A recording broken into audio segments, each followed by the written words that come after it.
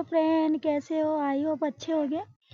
तो आज की वीडियो में हम लेके आए हैं शिक्षक सक्षमता परीक्षा जो होने वाला है उसके लिए हिंदी का प्रश्न है और हिंदी में व्याकरण से क्वेश्चन पूछे जाते हैं।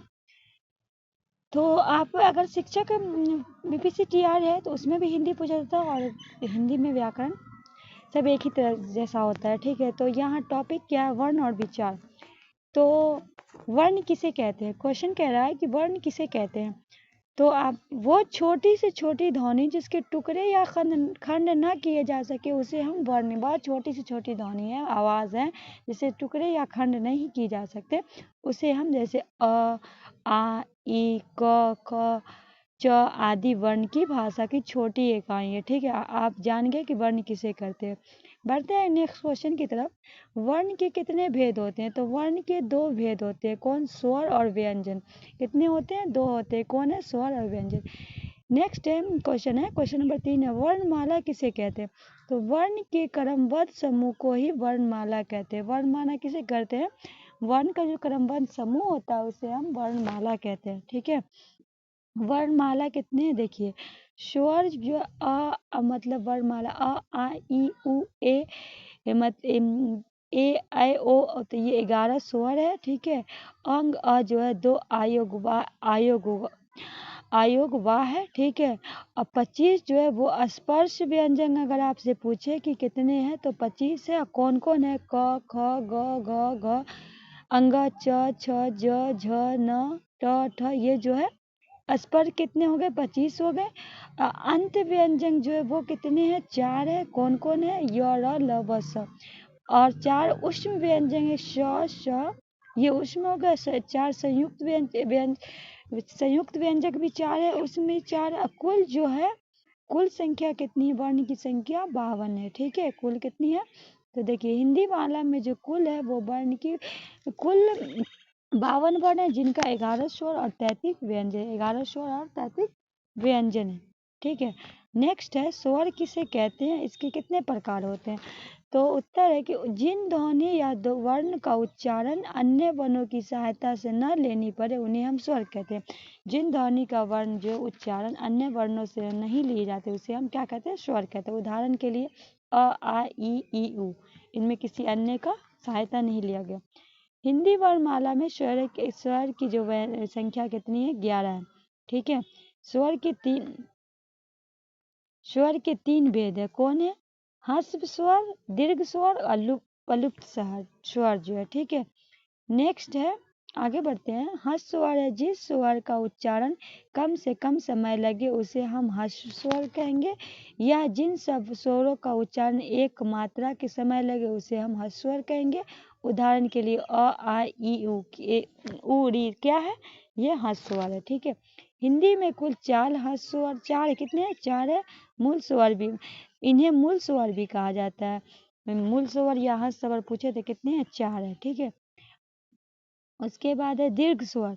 तो दीर्घ स्वर है जिन स्वरों का उच्चारण में ह्रस्व स्वर से दोगुना समय लगे उसे हम दीर्घ कहेंगे, या जिन स्वर का उच्चारण दो मात्रा, एक मात्रा का हो तो ह्रस्व स्वर, दो मात्रा का हो गया तो दीर्घ स्वर। उदाहरण के लिए आ, दो डबल मात्रा, ई, उ, ए, ओ, औ।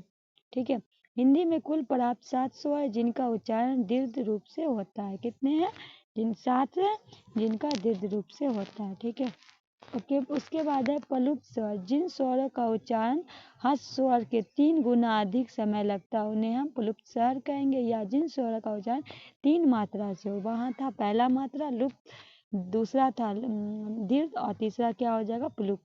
तो ओई, हे राम, ये क्या हो जाएगा? उदाहरण दिया गया। इन्हें त्रिमात्रिक स्वर भी कहते हैं, 3 मात्रिक स्वर भी इन्हें कहते हैं। ठीक है, ये देखिए, यह है ना, एक मात्रा है, दो मात्रा है और ये जो है लुप्त स्वर है। ठीक है, दीर्घ स्वर है इसका पूरा।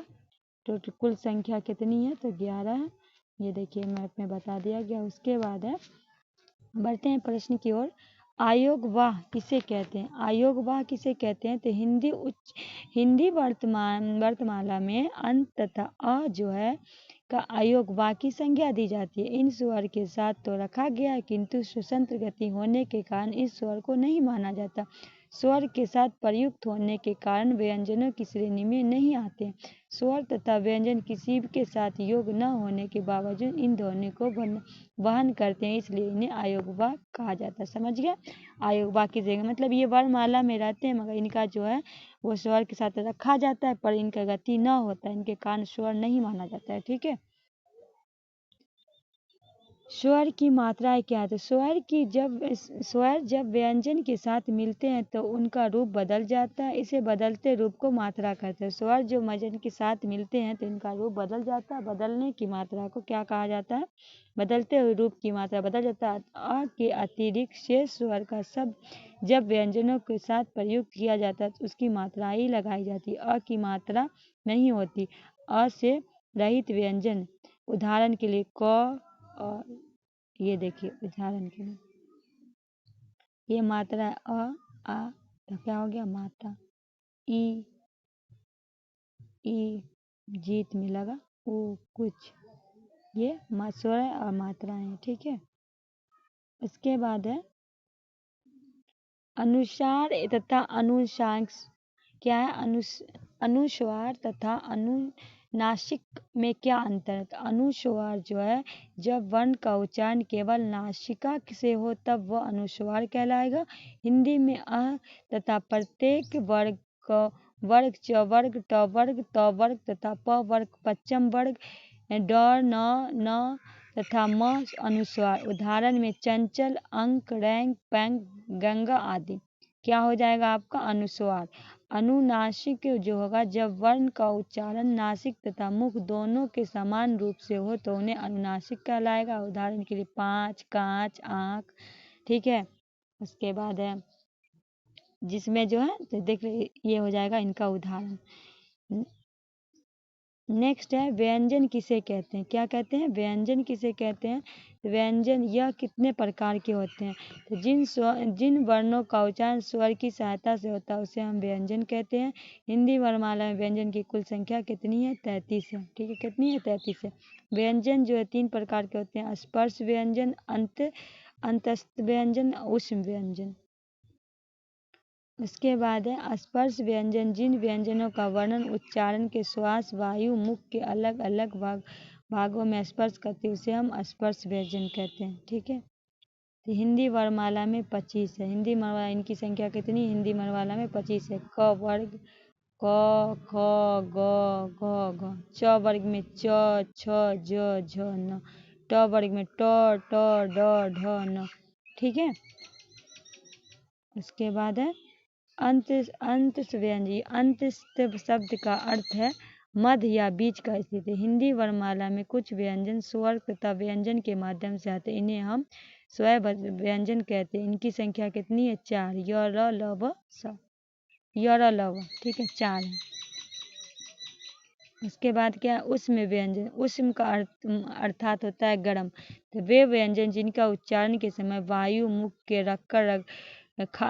रगड़ खाकर गर्म हो जाती है अर्थात मुख से गर्म वायु निकलती है उसे हम उष्ण व्यंजन कहते हैं।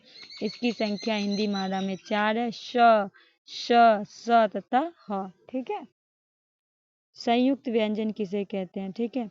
तो संयुक्त व्यंजन भी 4 है। तो संयुक्त व्यंजन किसे कहते हैं? हिंदी वर्णमाला में इनकी संख्या कितनी है? तो 2 व्यंजनों के मेल के बने वर्ण को संयुक्त व्यंजन कहते हैं। हिंदी वर्णमाला में इनकी संख्या 4 है। देखिए 2 वर्ण से जो मिल के जो आपके ये बने हैं उन्हें हम क्या कहेंगे? संयुक्त कहेंगे। ठीक है। क्वेश्चन नंबर 10 है श्वास की मात्रा के आधार पर व्यंजन में कितने भेद होता है? प्राण श्वास की मात्रा मतलब ये प्रश्न का उत्तर दिया गया है कि मात्रा के आधार पर व्यंजन के 2 भेद होते हैं। कौन भेद होते हैं? अल्प प्राण और महाप्राण। क्या होते हैं? अल्प और महा। तो अल्प प्राण में व्यंजन जिन व्यंजन का उच्चारण में श्वास वायु का मात्रा बाहर निकलते उन्हें हम अल्प व्यंजन कहते हैं। हर वर्ग का पहला, तीसरा तथा 5वां वर्ग अंत व्यंजन। ठीक है। उदाहरण के लिए देखिए क्या है। उदाहरण के लिए क वर्ग में क, ग, अंग, च। क्या बोला गया कि हर इसका हर वर्ग का पहला क्या है, हर वर्ग का पहला है, तीसरा है और पांचवा है, हर वर्ग का। ठीक है, देख लीजिएगा। तो उसे हम क्या कहेंगे, अंश व्यंजन, अल्पराय व्यंजन। ठीक है,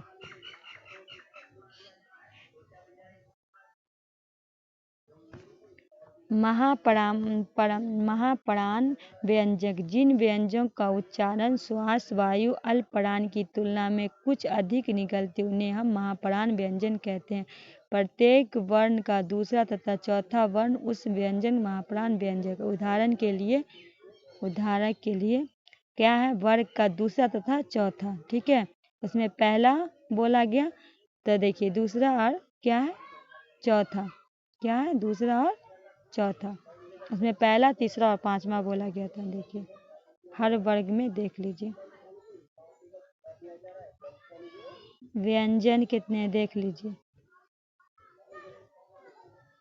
स्पर्श व्यंजन 25 है, अंश व्यंजन 4 है, उसमें कौन कौन है ये भी देख लीजिए। ठीक है, स्क्रीनशॉट भी आप ले सकते हैं। और इसका कुल संख्या 33 है। जोड़ लीजिए आप, यहाँ जोड़ के आपको 33 पूछ जाएगा। आप इसको स्क्रीनशॉट भी ले सकते हैं। ठीक है, और विकासी शब्द के बारे में हम आपको बता दें, वह शब्द जिसमें लिंग, वाचन, काल, कारक आदि का प्रयोग, कारण परिवर्तन उसे विकारवारी शब्द कर, जैसे राम, हम, कमल, दिल्ली आदि। एक मिनट रुक जाइए। तो क्या है कि वह शब्द जिसमें लिंग, वचन, काल, कारक आदि का प्रयोग में परिवर्तन उसे हम विकारी शब्द कहेंगे। तो जैसे राम क्या हो गया, लिंग हो गया। ठीक है, हम, कमल, दिल्ली आदि। जैसे मैं, मुझे, मेरा, अच्छा, अच्छे आदि। विकारी शब्द का भेद क्या है, विकारी शब्द का भेद जो है, विकारी शब्द का है तो सर्वनाम है, संज्ञा है, विशेषण है, क्रिया है और विकारी शब्द है। ठीक है, इसका तो क्या है, देखिए संज्ञा किसे कहते हैं, संज्ञा के शाब्दिक अर्थ है नाम। जी, किसी भी वस्तु, स्थान, प्राणी या भाव के नाम को बोध कराने के शब्द को संज्ञा कहते हैं। जैसे राम, हिमालय, गुलाब आदि, पटना, दिल्ली, ये सब क्या हो जाएगा आपका संज्ञा। ठीक है, तो संज्ञा आप जान गए कि संज्ञा किसे कहते हैं। तो संज्ञा के मुख्य कितने भागों में बांटा गया है, कितने भागों में, संक्षेप में लिखें। तो संज्ञा के मुख्य 3 भागों में व्यक्तिवाचक संज्ञा, जिन शब्दों में किसी व्यक्ति, विशेष, स्थान, वस्तु आदि के नाम, जैसे व्यक्तिवाचक, जैसे राम, सीता, मोहन आदि। तो क्या है ये किसी का नाम है ना, किसी व्यक्ति का नाम है ये, तो ये हो जाएगा व्यक्तिवाची संज्ञा। और दूसरे में दे क्या है कि भारत, श्रीलंका, करनाल आदि यह स्थानों का नाम है। तीसरे में हिमालय, कैलाश आदि ये क्या है, पर्वतों के नाम है। उसके बाद है चौथे में गंगा, यमुना, सरस्वती, ये नदियों के नाम है।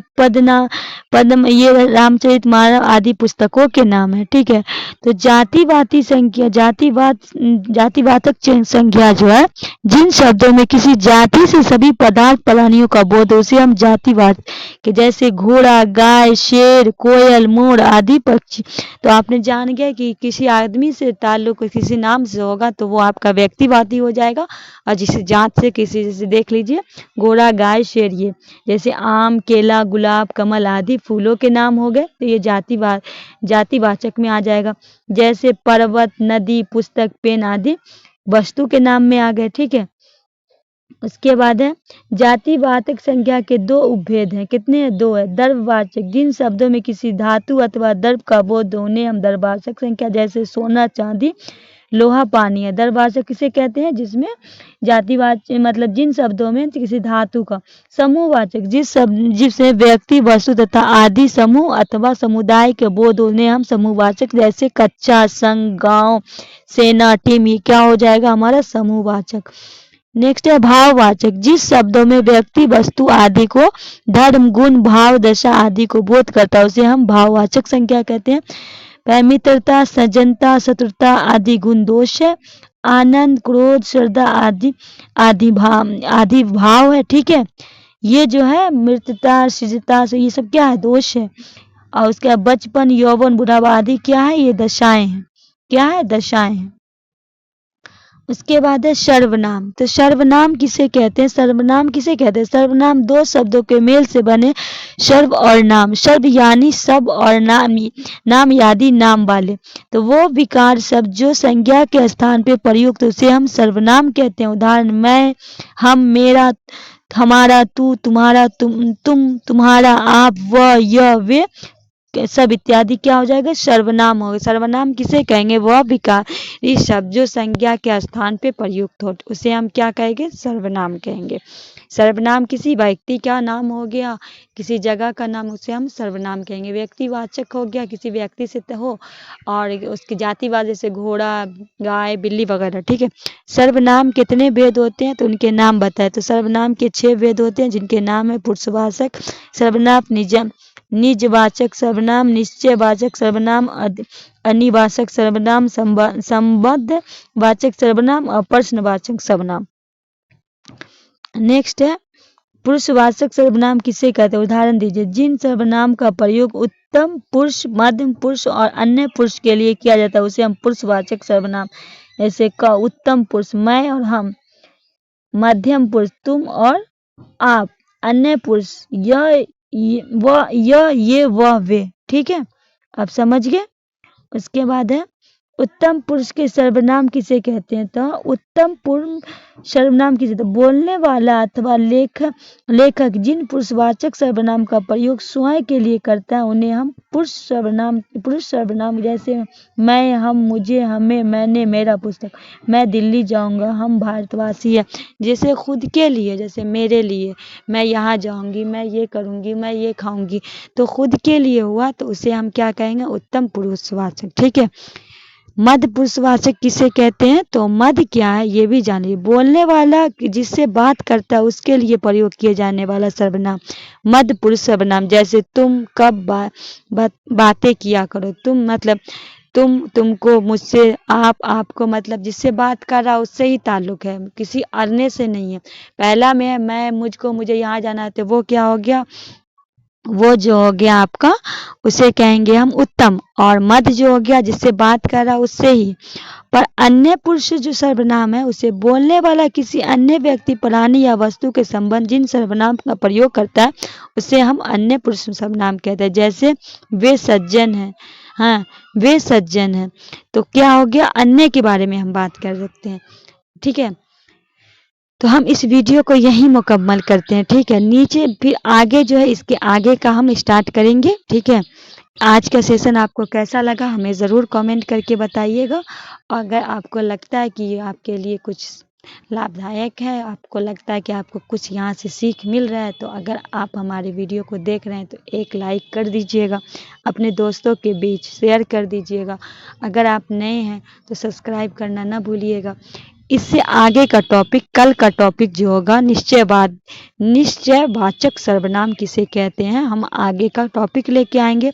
आप लोग का इसी तरह प्यार बना रहे। तब तक के लिए आप मुझे दीजिए इजाज़त। अल्लाह हाफिज़।